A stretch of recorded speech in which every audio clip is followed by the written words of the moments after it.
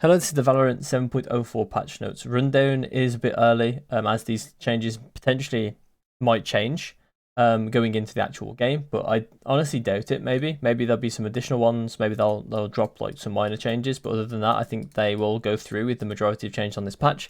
It comes out on August the 29th, and they're trying to achieve things like frequency of large area effect ultimates, or reducing the frequency of them, reducing the amount of time a utility is active in the world, and reducing the HP of suitable utility. And they also want to make a clearer choice competition between high and low cost ults.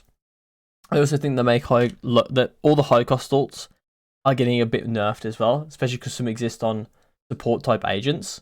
So therefore, it's going to be difficult for them to get their ults more so, and it's going to be meaning that you need to know how to use that ult to have the most effect. What round you use it on, when you use it in that round.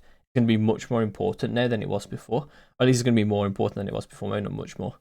So breach after shock, 6 has been reduced from 3 to 2, and damage increased from 60 to 80. So that means that it will delay less time. So if the breach is trying to delay, then they'll get one less tick out of the delay basically. So the attackers, for instance, will waste less time waiting for an aftershock to go off. It is still lethal, so technically, it is faster to kill the person planting, or something like that, right? So it might be a buff in certain situations, but it might also be a nerf in others. So I think generally it's a fairly neutral change. I think generally though, it might actually be a buff. I think the positive situations that this affects might actually come up a bit more frequently than the negative ones that this one affects. So I reckon that this might be a slight buff, but it's generally like a net like neutral sort of change. Rolling Thunder ultimate points increase from 8 to 9. It's the first 9 cost ultimate, along with I think Killjoys in this one as well. So it's gonna be harder to farm that ult. Yeah, I mean I think it's fine. I think Rolling Thunder is by far his best ability. It makes sense that it would have this like ultimate cost. And relative to other ults, I think it's decent. Like, I mean, it's one of those things where it's going to guarantee that it does hit in that like square, basically. It's like, it's not like it's going to miss by accident, or you have to aim it in like a particular way. It's very easy to aim, very easy to put down. The questions that you should be asking for Rolling Thunder is like, when do I use it in the round?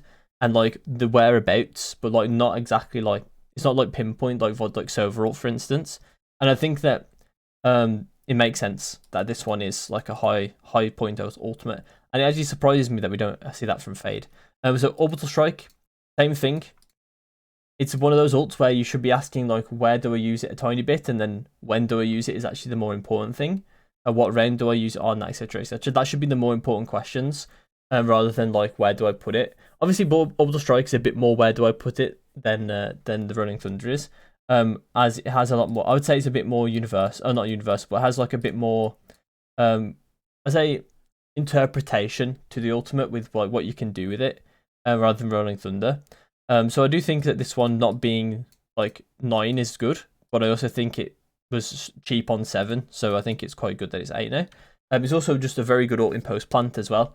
So having less of those rounds where he can rely on Orbital Strike to post plant is quite good for the game, I think. Fade, Perilla, time to re-equip the gun.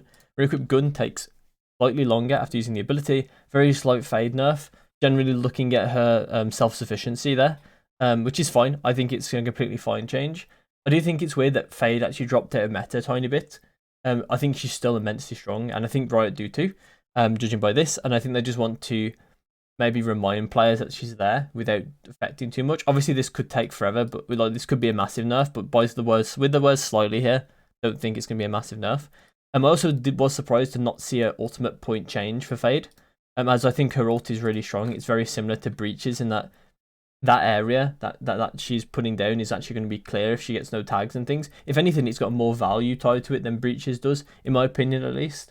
So I actually think it's crazy that she isn't one of the ones that's getting her ult nerfed, especially because she's a generally quite strong agent. So Gekko next. So Gekko is actually getting quite a lot of love this patch. From the mosh pit anyway, for the mosh pit, because it's definitely his weakest ability. So the mosh pit, the impacted area does 10 damage per second before exploding. Well, he has 2 hits to his ultimate, right? He has the inner circle, which does 150, and then it has the outer circle, which does 75. I'd be interested to know if it all does 10 damage, or if it's like 10 damage in the center, 5 damage on the rim. That's like a question we might have to ask. It might just be 10 everywhere, in which case that's quite good. Mainly because it just forces people out of the area, and it's not just like similar to how the old aftershock worked for Breach, where people could like sit in the area for a second and then move when it actually starts detonating. But now it's actually going to pressure you to move out the area, and stuff like that is actually quite good as well, because even if it ticks one time on you, it means that you might die to a 140 headshot from a phantom. So it's actually quite good just to hit this one tick of damage, like similar to how like a lot of other mollies would work. Is if they get enough ticks on you, then it can make the phantom more lethal, can make lower guns more lethal. So I think in general, like, this is quite a big buff to Mosh Pit.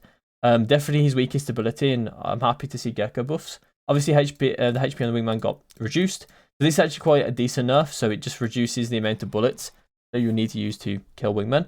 So actually, vitally, this is 3 bullets with the Vandal.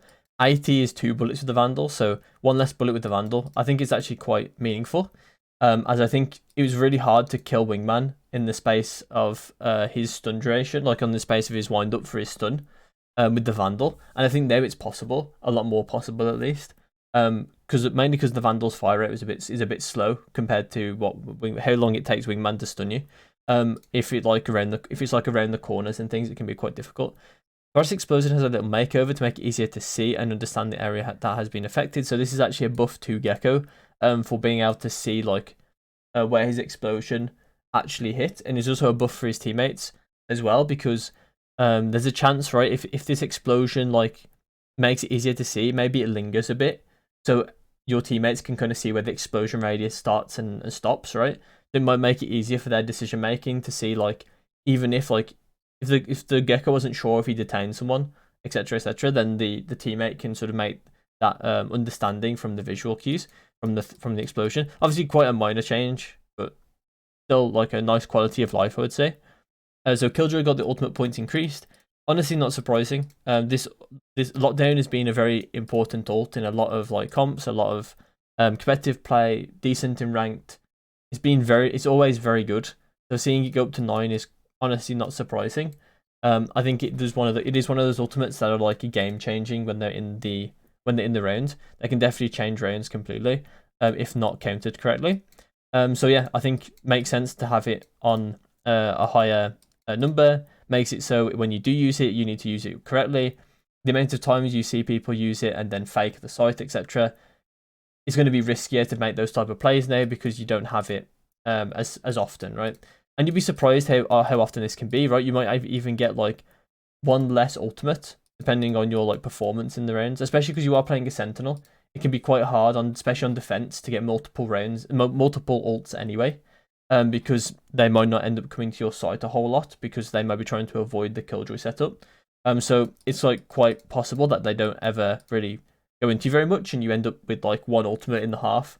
I think it's impossible, more or less it's impossible to not get 1 ultimate in the half. Obviously, if your teammates are destroying and you're not getting kills, you're not getting deaths, then you won't get an ult. But that can happen now. But it's like, I guess generally it's just going to be harder to get your ult, and especially on like an agent like Killjoy, it's quite significant actually. Omen Paranoia, no movement velocity imparted when casting, so it means that when you run and so basically right now, not a lot of people know, is that when you run in Paranoia, it actually goes 5 meters per second faster. If you run backwards and Paranoia, it actually goes something like 7 meters slower or something. So 7 meters per second slower. When you're standing still, it goes like 20 meters per second. So generally, I'm guessing that the number they're going to use for this is going to be 20 meters per second. And now it doesn't matter if you're running or running backwards, etc. If you're running forwards, backwards, whatever, it will always go at 20 meters per second. They might choose like 25, but basically this is a nerf to Paranoia, as I think a lot of players are going to be running forward and paranoiaing most of the time. So I actually think this is a nerf to Paranoia overall. Skye Guiding Light, max duration while casting reduced from 2.5 seconds to 2 seconds. So I'm guessing this is how long you can direct it for. I'm not exactly 100% sure on what this actually means. I'm assuming this is what it means, like to like hold the button. So I'm guessing you can hold the button for less time. So it is definitely a nerf. And it might even be quite a big one. Not quite sure exactly on the effects of it yet. If there's like I'm not the greatest at Skye tech. There might be some flashes that are not very possible anymore because you need to be able to direct the bird for the extra 0.5 seconds.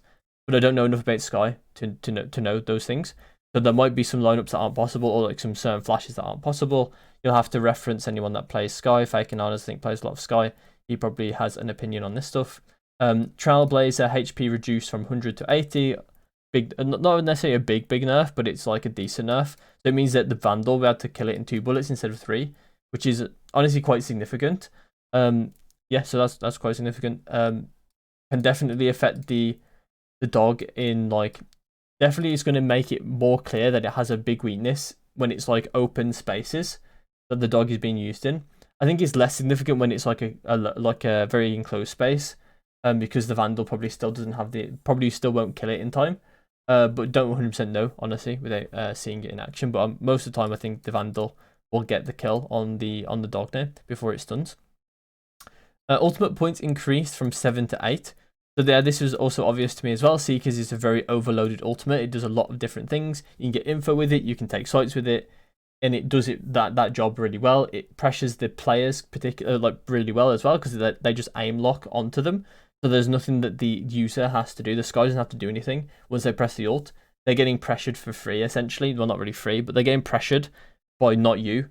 By not like you physically doing anything. It's just the cabbage is going towards them, and it's gonna be it's like really annoying to deal with the cabbage and then a Skye bird and a dog just running at you. So it's really hard to deal with all that stuff. So it's nice that it has been lowered a tiny bit to happen less frequently, or like, sorry, the ultimate points have been increased for it to happen a lot less frequently. Seeker health has been decreased. So instead of 4 Vandal bullets, it's 3. It's also significant for some other weapons as well. Things like the Guardian will kill it in 2 bullets instead of 3, like that kind of stuff. There's quite a few like that as well. I'm pretty sure, yeah, it's gonna be faster kill times in general for quite a lot of weapons from 150 to 120. To be fair, a lot of breakpoints lie above 120 and below 150. So yeah, pretty good. Recon Bolt from Sova. Total number of scans have been reduced from 3 to 2. So I think this is quite a significant nerf actually, to Sova. I mean, it's not massive. Actually, I say it's significant, but I don't think it is actually that significant, because I don't think it was likely against good players that the 3rd scan mattered. It only really matters if they're dodging the dart, right? And then they have to wait out an extra scan now, or like before they would have had to wait out an extra scan. Now they don't. So maybe it might mess up some timings. It might make timings against Sova a bit easier, where they can get there sooner. But I think that will just require some adjustment from like the Sova player to understand that stuff, to understand what timings that now they're abusable by and things like that. But generally, the dart was probably getting shot before the 2nd scan sometimes, or before the 3rd scan anyway. So it's really not that significant. It looks quite big actually at first glance, but I don't think it's that massive. It can be in certain situations where the 3rd scan actually will matter, but I think it's unlikely that the 3rd scan matters that much anyway. So yeah, that's it for that. And then Viper's Pit has been increased from 8 points to 9. Oh yeah, so there's another 9-point ult. Yeah, I think that was needed as well. I think Viper Pit is one of those ultimates that can make a round go from difficult to impossible, or make a neutral round go to difficult, because the Viper Pit is so hard, and in some cases it can be unavoidable. Things like post plant, if the attacking Viper puts the Viper Pit on the post plant, it's really difficult to actually get into that Viper Pit and deal with the Viper while also dealing with the rest of the enemy team sometimes as well. It can be borderline impossible to actually win rounds in those situations. So it's nice to have those situations a bit less, and to actually, yeah. I think these big ultimates need to be, like big ultimates like this are really good when they have high impact in singular rounds. But they're not as good if they can keep spamming them every round, basically. If you can spam them quite a lot throughout the game. So this just aims at like the Viper player needs to actually play well to then achieve like what they could have achieved before. So generally I see this as like, you get like 2 ults basically on 1/2 if you're playing like fairly decently, right? If you're playing any less than decently, you probably get 1. If you're playing a bit better than decently, you probably only still get 2. And then, you know, when you're playing really well, you might still even get 3. But I think it's unlikely that you ever get the 3rd ult now. On Viper, Killjoy, even Brimstone maybe. But Brimstone actually, I take it back for Brimstone. Brimstone is more like, he's going to be in the thick of it. He's going to be getting kills. So I think Brim actually doesn't suffer as much as the other agents do. Breach does suffer as well. Maybe not so much in solo queue, but in competitive, he's very much a support type player. The Breaches will be. The Breaches tend to be support players, so it's really hard for them to get like their frags right, and so it's going to be harder for them to farm ults. Viper maybe is not as much. She will be lurking, so she might not be super susceptible to getting like multi frags unless they're doing some hard, like some clutches. But other than that, right, then they're not going to be getting these ult points as easily as some other agents might be. Gravity well, so the Astra's got some big changes. So startup time has been increased from 0.6 to 1.25. So this is over doubled the startup time. So this is quite a significant nerf, and it means that Astra needs to have a bit more pre-planning, and it also means that adaptation is a lot harder to commit to and things like that, right? You have to be a lot better at like planning out your plays because it actually significantly matters. Now I think, and this is more than enough time to react to a gravity bell starting up. I think, especially for players with mobility such as Jett or Raze or something like that, they can definitely react to this. Even Neon can probably run out of it before it actually starts tagging them. So I actually think it's quite a significant change. Gravity time duration also has gone down by 0.75 seconds. I don't think it's that massively significant. It might be in post-plant situations, as it's going to like basically decrease the delay potential the Astra has on the bomb. So that is quite big, but other than that, I don't think it's a massive change to other things. Nova Pulse, startup time has actually been decreased from 1.25 to 1 second. So it means that maybe this has a bit more value when trying to catch players off guard with like maybe some surprise stars and things like that. It's going to be less so the Gravity Well and more the Nova Pulse that you want to be using. So I think this is actually quite a big change that should have been there a while ago. I think the Nova Pulse has been generally quite a lot weaker than Gravity Well. So I would have actually liked to see this a bit sooner, but I'm happy that it has been changed. Cosmic Divide, audio is now blocked completely by the wall rather than muffled, and this is quite a big change because it means that the wall is just generally, that's a massive buff for the wall. So it means in post-plant situations, players have to check the bomb. The attacking players have to check the bomb, or in planting situations, like if they want to contest the plant in any way, they have to be checking like where the planter is. They can't just go off sound. So it is actually quite like a big change. It's definitely bigger for like attacking retakes where they can defuse the bomb without the enemy team knowing. They have to check with like their eyes or util, or they have to have their mollies there guaranteed. Otherwise, it's going to be really hard for them to know if they are on the bomb or not. So I think it's quite a big change, quite a big buff to Astra, and I think Astra is definitely going to be back in the meta. I think. And this to me confirms that we're probably going to have like Breeze Viper on Breeze. Sorry, Breeze Viper. We're going to have Astra Viper on Breeze when it comes to competitive. And we might see Brimstone still, but I think Astra is going to be the one that's going to get a lot of play on that map along with Viper. Although I don't know 100% if Viper's going to be needed yet. I think she might be needed for attack, to be fair, Viper. But Astra I think might be actually enough on defense. So we'll have to see. I'll just have to see how it goes. And what competitive teams actually come up with. So then we got the final changes, which is Jett.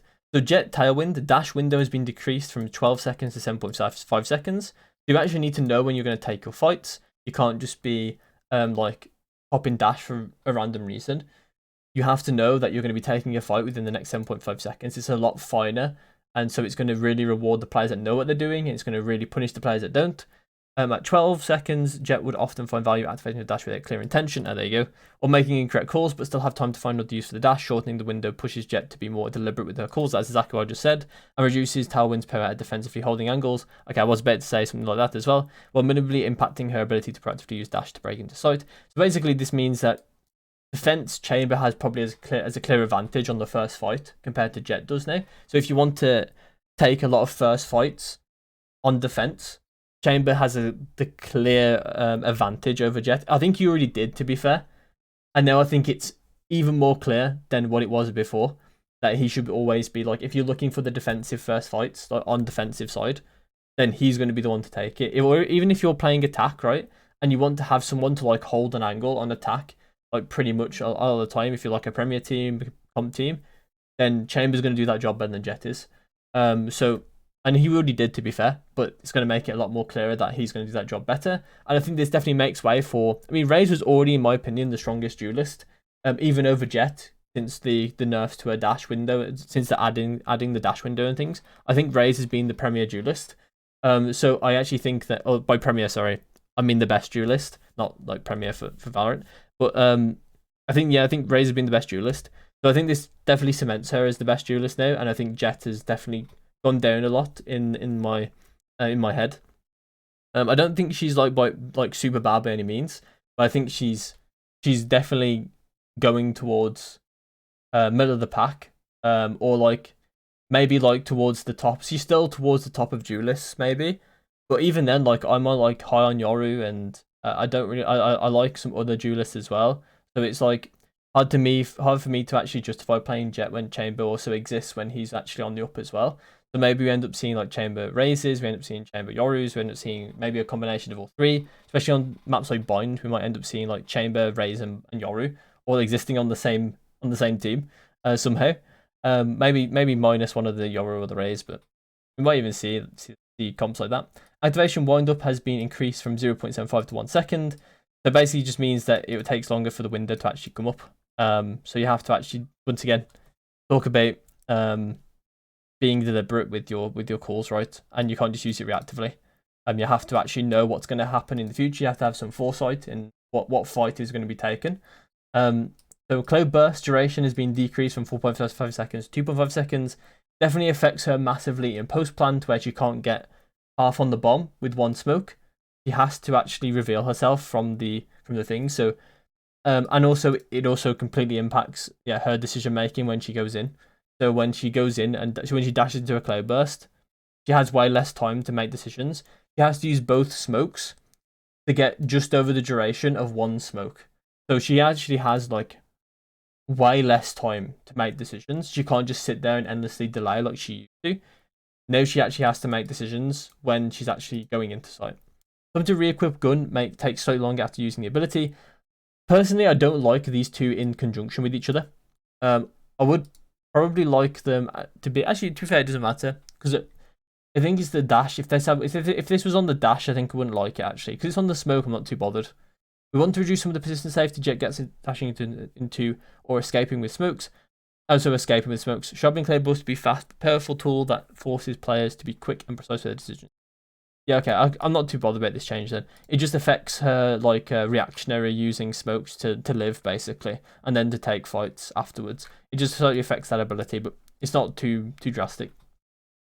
Updraft charge is decreased from 2 to 1. So this is probably one of the biggest changes that I think a lot of people are going to like look at as well, is that now she doesn't have 2 updrafts where she can't use them for knives to get like in weird situation, like in weird positions when she's updrafting around like above walls and things, like on Haven A long or like Ascent on A site as well off the generator.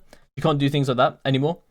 So and you also have to use that one updraft to like get on elevation on defense. You can't just use it everywhere now. You can't use one to get on elevation, and then when you flank, you can't go sit on a box on a flank or something, or you can't use it to like outplay the enemy on the retake and things like that, because you would have used it earlier in the round potentially. So it does make the updraft a lot more decision making heavy, where you have to actually think about like how you actually retake in the future with the updraft.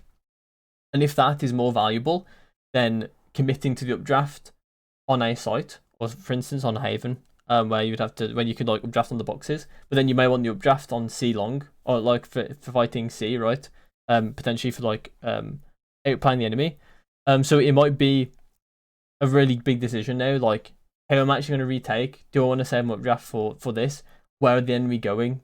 For that decision to be relevant, right? So if I think the enemy's going C, I probably won't use that one updraft that I have. But if I had 2, then I might use 1 just in case, you know, and then I can use the other one anyway on the retake that I expect to happen, that sort of thing, right? You don't have that like consistency anymore for updraft. You actually have to be pre-planning the whole round how you see that you're going to use updraft and where's the most valuable place to use it, which I think is quite a good thing. I think duelists need to be starting to make more decisions surrounding their kit, like more meaningful decisions surrounding their kit, and I feel like Jett is a good place to start. So because I feel like Jett's still going to have a player base regardless of how much they nerf her. Jett escapes situations where they've been tactically outplayed by throwing enemies off or by relying on Updraft's unpredictable movement. We hope to reduce some of the unhealthy movement extremes Updraft can produce and increase the importance of using it at the right time. Yeah, perfect. I think that's completely fine. Generally, she is definitely a lot worse than before this patch. Ultimate points have been increased from 7 to 8.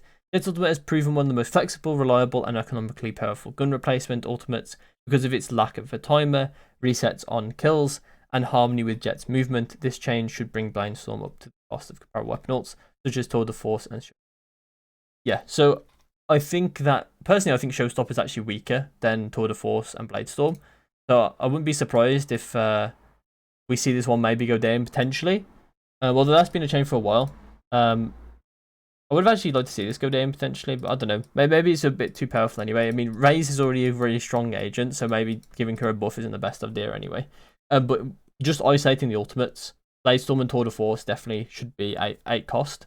It's just because of the economical advantage, really, to me, that it's really important that this gun doesn't occur very much, because at one point, like at some point, right, instead of it being like you just don't want it to be up for like so many ecos in one game or so many ecos in one half, right? It's really, really sad that can happen, I think, so much with Jett, especially because, bear in mind, she's a duelist, right? So she's going to get her ultimate faster than a lot of other agents are. So this affects her less than other agents. But her economy, the economy advantage this gives, can be really, really strong, because it means, especially because she's an operator agent as well, she can save an additional round by just replacing that round with Bladestorm and then getting an operator the next round, right? So she actually does have like a lot of meaningful uses for this Bladestorm, and I think it's important that it got nerfed and that those decisions actually mean a lot more, because it means that she won't get that third ultimate in the round, in the half, sorry, where it like justified using it in a random round. I think overall a lot of the things that Jett's been nerfed for now is all affecting her decision making and foresight, and I think that's a really important thing that duelists need to have. And Jett just wasn't promoting the improvement of your foresight or your decision making very much. And I think, funnily enough, that's what Raze nerfs were doing in the past. And I think she's still the strongest duelist, but I think some of the Raze nerfs in the past, for instance, the nerf to her Showstopper damage, while it can still be a bit stupid at times, that did help her make the decision making of like, when do I actually ult? Because when am I going to get value from ult? It makes the player think that they can't just ult and then go out and get a kill, right? It means that they have to think about where they're going to get the kill, how they're going to get the kill. Are they going to be stuck in that corner so then they're the freest kill? Or are they going to be able to run around and dodge my ult and get out of it, right? That sort of stuff is stuff that duelists need to think about. And now Jetts will have to think about, like, when am I going to take this next fight? Like, but I won't have my Cloudburst in this situation because it'd be too short, right? So I actually need to, like, not sit in this arm angle. I need to choose a different one that's a bit safer, right? Or maybe the updraft, like, I need to think about how I'm going to use my updraft for maybe a retake in the future. So I don't want to updraft on site this round. Because I don't think they're going to come to my side. I think I'm going to be a retake player this time. And then the ultimate is like, I don't want to use my ult on this random round to try and secure the win. On this round, I'll just see if I can play it with my Vandal, and now I can like use my ult to get a knock on advantage on ecos, or I can use it to save it for an op. I actually have to think about my ult a lot more, because I can't just like press the button and then basically guarantee I probably will. If I'm playing well, I'm going to get another one very soon anyway. Like stuff like that, very important to duelists, and I'm really happy that they are going in this direction, despite it really being bad for Jett players everywhere. I used to be a Jett player quite a bit. I used to main Jett for like a year basically, when the game first came out. So you know, it does feel bad that she's getting like nerfed so significantly. But at the same time, I think it's generally quite a good thing for the game. For the healthiness of the game, and I also think it's good for the players that will retain playing Jett. They will start to learn a lot more things about the important things about being a duelist, as I've mentioned, the foresight and things like that. So yeah, that's it for the patch notes. I hope you learned some things, and I hope that it was good. If you have any questions, feel free to put them in the comments, and I will see you in my next one.